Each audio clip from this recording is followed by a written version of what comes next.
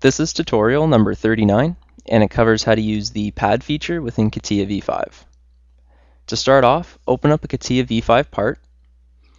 Now what we're going to be doing in this tutorial is covering the pad feature, so you can find it in the toolbar over here, or if you go to Insert, Sketch-Based Feature, and you can click Pad.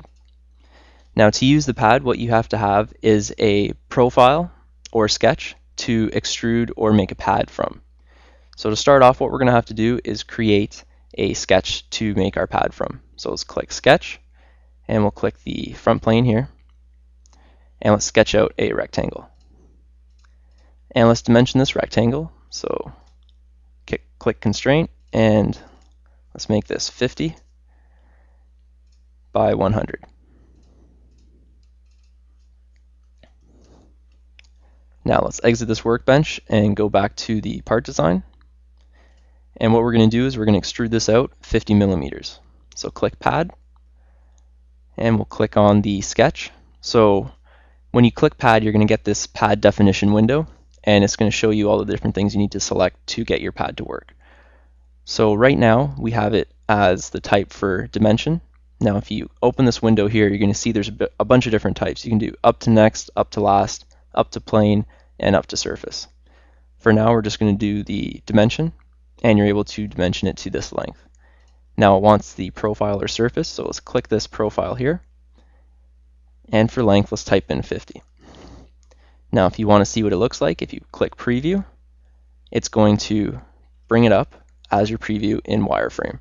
So it's going to show what the 50 millimeters looks like, and if we type in 20, click Preview again, it's going to bring it back to that 20. So let's put in 50, click OK, and now we've extruded it out 50 millimeters. Now let's click that same plane, and let's click Sketch, and let's draw a couple circles. Now don't worry about dimensioning them, just throw them in. And now we'll go back to our workbench. Now if we open up the part body, you'll see that this pad, there's one sketch associated with it. Now we're going to make another pad, and it's going to use this sketch here. So when you're using a pad, you have to choose each sketch that you want to use. So in this case, we're going to use this sketch, and we're going to create two pads coming up from it. As the sketch has two closed profiles, we're able to make these two pads.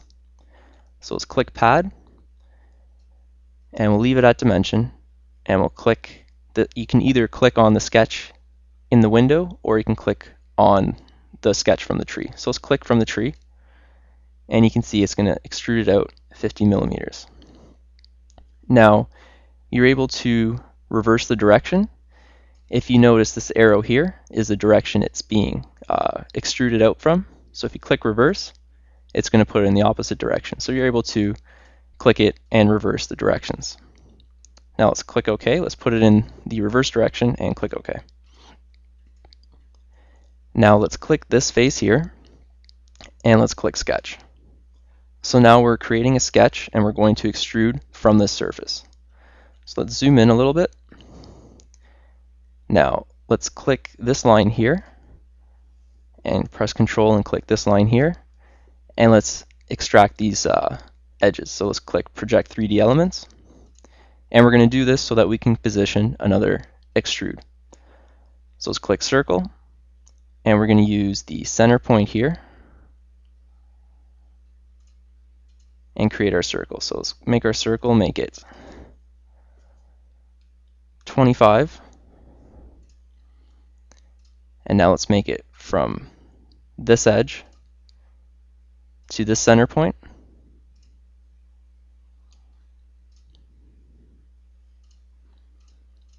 Let's make it 50. And from the center point to this edge,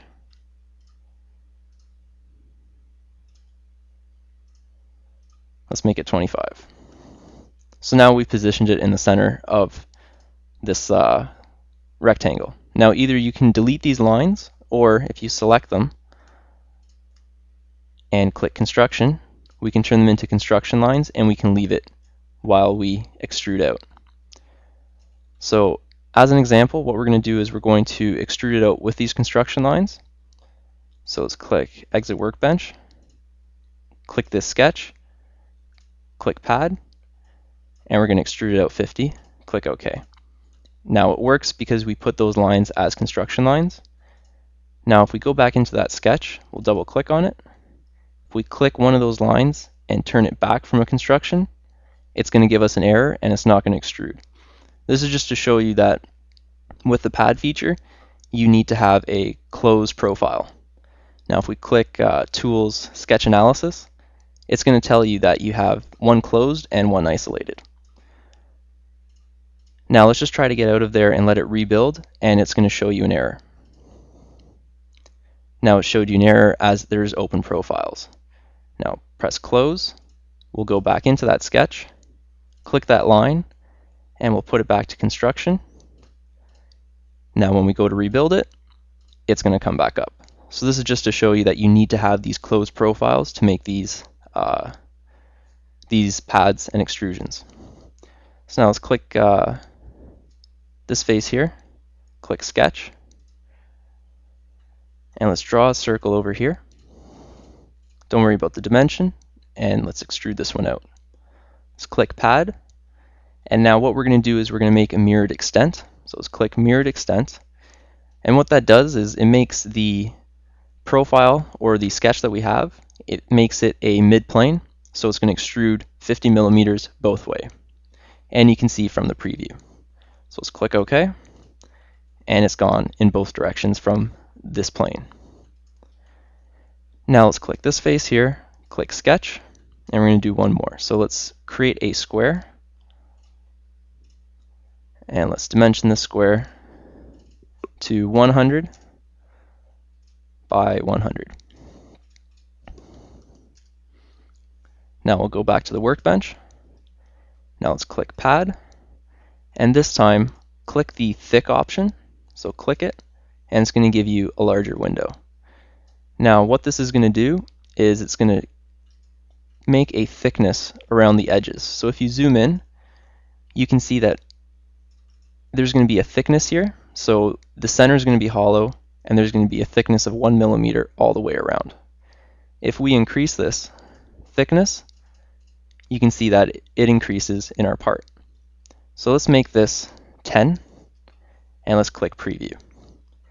And now you can preview the part as it's thickened. So with the pad, you're able to just draw the square and kind of make a hollow opening in the middle. So now let's click the mirrored extent to extend it back, and let's click OK. So now in this one, we've been able to thicken and mirror extend this pad. So this is an overview of how to use the pad feature within CATIA. So you need to have your closed sketch and profiles, and it's just this tutorial just shows you how to use the tools to extrude it out, and the various options and variables that you need to fill out and manipulate to make your pad. So this concludes our tutorial on how to use the pad feature within CATIA V5.